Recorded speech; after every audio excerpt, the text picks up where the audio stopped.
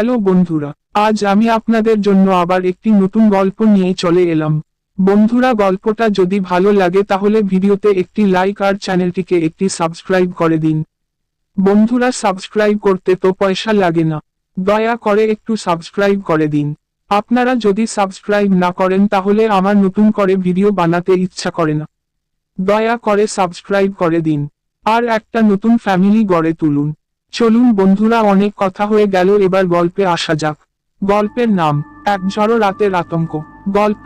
বৃষ্টি ঝরছে টাপুর টুপুর, আকাশে যেন মেঘের গর্জন শোনা যাচ্ছে একটানা, থেমে থেমে বজ্রপাতের আলোর ঝলকানি। ঘড়ির কাঁটা তখন রাতের 10টা ছুঁই ছুঁই। শহরের বাইরে এক নির্জন গ্রামের মাঝখানে বিশাল এক পুরনো বাড়ির সামনে দাঁড়িয়ে আছে সমীরণ। সমীরণ চাকরি সূত্রে শহরেই থাকে, তবে গ্রামের এই বাড়িটা তাদের পূর্বপুরুষদের সম্পত্তি। বহু বছর ধরে বাড়িটা ফাঁকা পড়েছিল। গ্রামে যাওয়া আসা খুব একটা হয় না, কিন্তু আজকে তার সেখানে আসার পিছনে একটা বিশেষ কারণ আছে। তার মায়ের শেষ ইচ্ছা ছিল মৃত্যুর আগে আর একবার এই বাড়িতে এসে রাত কাটানোর। মা তো সেই ইচ্ছা পূরণ করেই চলে গেছেন, কিন্তু সমীরণের মনে হলো এই বাড়ির প্রতি তারও কিছু দায়িত্ব আছে। তাই সে একদিনের জন্য শহরের ব্যস্ততা ছেড়ে এই একা নির্জন বাড়িতে রাত্রি যাপন করতে এসেছে। বাড়িটা অনেক পুরনো, প্রায় শতবর্ষ পেরিয়ে গেছে। বাইরে থেকে দেখতে এখনো গাছ ছমছমে, বড় বড় জানালাগুলোতে ঝুলে থাকা ধুলো ময়লা, আর তালা দেওয়া প্রধান দরজাটা যেন বহু বছর ধরে খোলেনি। সেই দরজায় হাত দিয়ে সমীরণ কাঁপা কাঁপা গলায় বলল, মা, আমি এসে গেছি। দরজাটা খোলার সময় একটা কর্কশ আওয়াজ হলো, যেন বহুদিন কেউ তা খোলেনি। ভেতরে ঢুকে চারিদিকে তাকিয়ে দেখে সবকিছু যেন সময়ের সাথে সাথে জড়িয়ে গেছে।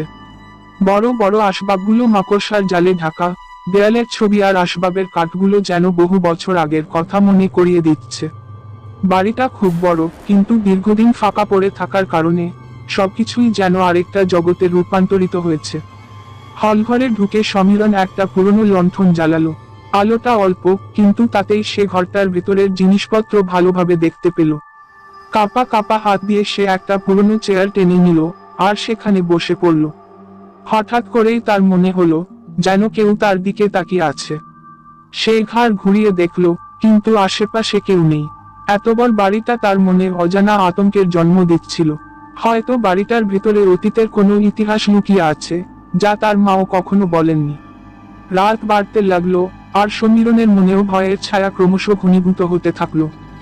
বাইরে ঝড়ের শব্দ আরো প্রবল হচ্ছিল, জানালার কাঁচগুলো ঝাঁকুনি খাচ্ছিল। সমীরণ বুঝতে পারছিল না কেন তার মনে হচ্ছে যেন সে একা নয়, এই বাড়িতে তার সাথে কেউ বা কিছু আছে। এমন সময় হঠাৎ করেই বাড়ির ভিতরের একটা ঘর থেকে একটা কর্কশ শব্দ ভেসে এলো। সমীরণ চমকে উঠে দাঁড়ালো। সে মনে মনে বলল, এটা কি আমার ভুল হচ্ছে, নাকি সত্যিই কিছু আছে? কিন্তু সেই প্রশ্নের উত্তর তার মাথায় আসছিল না। সাহস করে সে শব্দের উৎসের দিকে এগিয়ে গেল। ধীরে ধীরে সে পৌঁছালো সেই ঘরের সামনে। দরজাটা বন্ধ ছিল, কিন্তু ভিতর থেকে একটা ঠান্ডা বাতাস বেরিয়ে আসছিল। সমীরণ দরজাটা ধাক্কা দিল, কিন্তু খুলল না। হঠাৎ করেই তার মনে হলো দরজার পেছনে যেন কেউ দাঁড়িয়ে আছে। কয়েকবার ধাক্কা দিয়ে দরজাটা খুলতেই সমীরণ থমকে গেল। ঘরের ভেতরটা অন্ধকার, কিন্তু লণ্ঠনের আলোতে সে দেখতে পেল একটা ছায়ামূর্তি, যার মুখটা অস্পষ্ট। মূর্তিটা তার দিকে তাকিয়েছিল, কিন্তু কিছু বলছিল না। আতঙ্কে সমীরণের শরীরের রক্তহীন হয়ে গেল। সে দৌড়াতে চাইল, কিন্তু পা যেন মাটি থেকে আটকে গেছে। ছায়ামূর্তিটা ধীরে ধীরে তার দিকে এগিয়ে আসছিল। হঠাৎ করেই একটা তীব্র আওয়াজে পুরো বাড়িটা কেঁপে উঠল। মূর্তিটা এক ঝলক বাতাসের মতো মিলিয়ে গেল, আর সমীরণ মাটিতে বসে পড়ল। তার গলা থেকে কোনো শব্দ বের হচ্ছিল না। সে শুধু তাকিয়েছিল ফাঁকা দরজাটার দিকে, যেখান থেকে মূর্তিটা এসেছে। সমীরণ কিছুতেই বুঝতে পারছিল না এটা কি তার কল্পনা নাকি বাস্তব।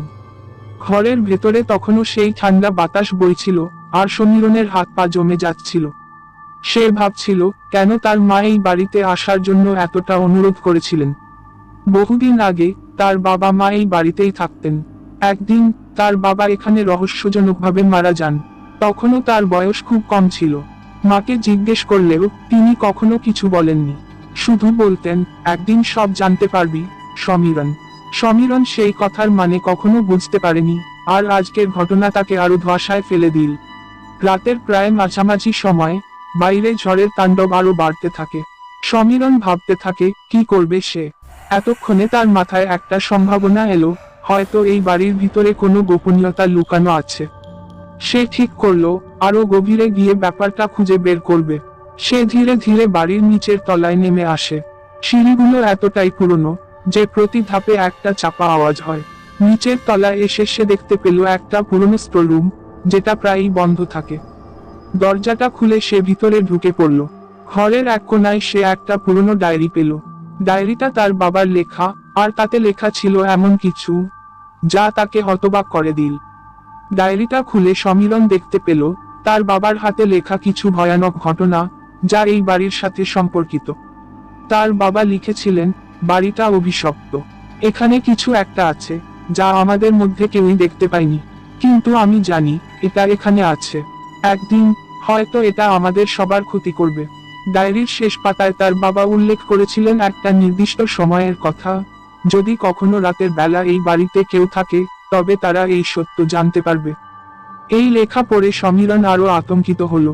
সে বুঝতে পারল তার বাবার মৃত্যুর পিছনে এই রহস্যই ছিল, কিন্তু সে এখন কি করবে।